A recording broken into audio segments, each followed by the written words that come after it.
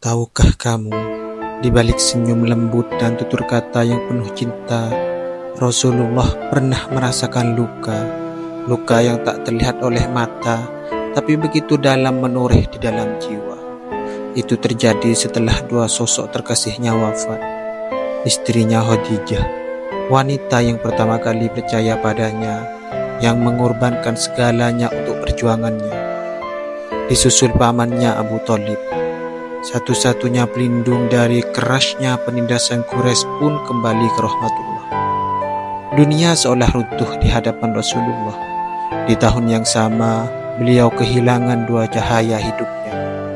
Itulah tahun kesedihan bagi Rasulullah. Tetapi beliau tidak menyerah. Dengan hati yang remuk, beliau memilih untuk tetap berjuang. Beliau melangkah jauh dari kota Mekah yang memusuhi beliau.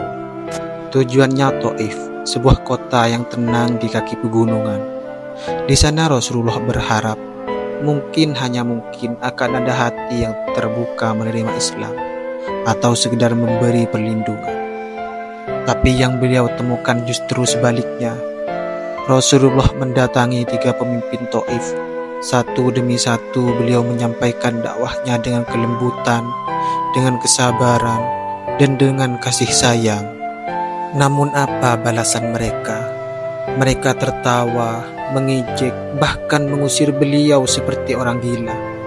Tak cukup sampai di situ, mereka mengerahkan para budak dan anak-anak untuk berdiri di sepanjang jalan, melempari Rasulullah dengan batu, dengan hinaan dan dengan kebencian. Bayangkan, Rasulullah seorang manusia paling mulia, seorang nabi dilempar batu oleh anak-anak. Kepala beliau berdarah, kakinya luka-luka, sandalnya basah oleh darah yang mengalir dari tubuh sucinya. Namun beliau tidak melawan, tidak mengutuk, dan tidak berteriak.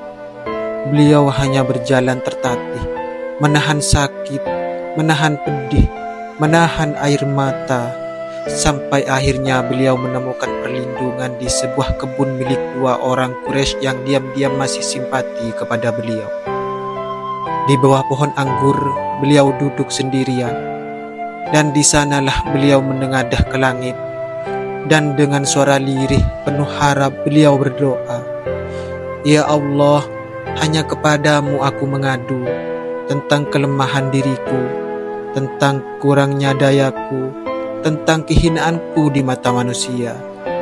Wahai Tuhan yang Maha Penyayang, aku tidak peduli dengan apa yang aku rasakan, namun rahmat-Mu yang lebih aku harapkan." Air mata Rasulullah pun jatuh, bukan karena luka di tubuhnya, tapi karena takut bahwa semua penderitaan ini adalah karena Allah murka padanya. Padahal Allah tidak pernah murka kepada beliau. Bahkan saat itu juga Allah mengirim malaikat Jibril dan malaikat penjaga gunung. Mereka berkata, "Wahai Muhammad, bila engkau mau, akan kami timpakan 2 gunung ini kepada penduduk Taif."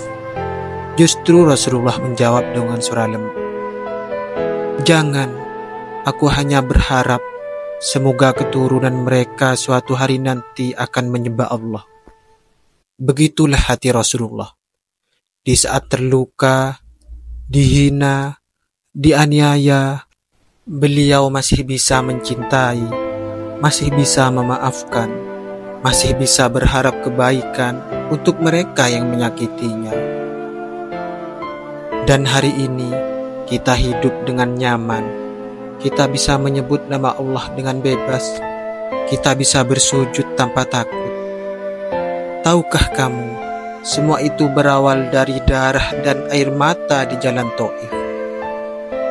Kita bisa mengenal Islam hari ini karena ada seorang nabi yang tetap tersenyum bahkan saat dunia menghujatnya, yang tetap mendoakan bahkan saat tubuhnya dilempari, yang tetap berharap bahkan ketika ditinggalkan oleh orang-orang yang dicintainya.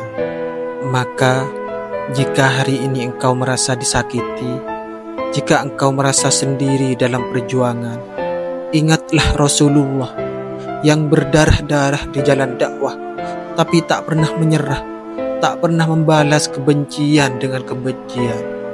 Beliau hanya mencintai, dan karena cintanya hari ini kita mengenal cahaya.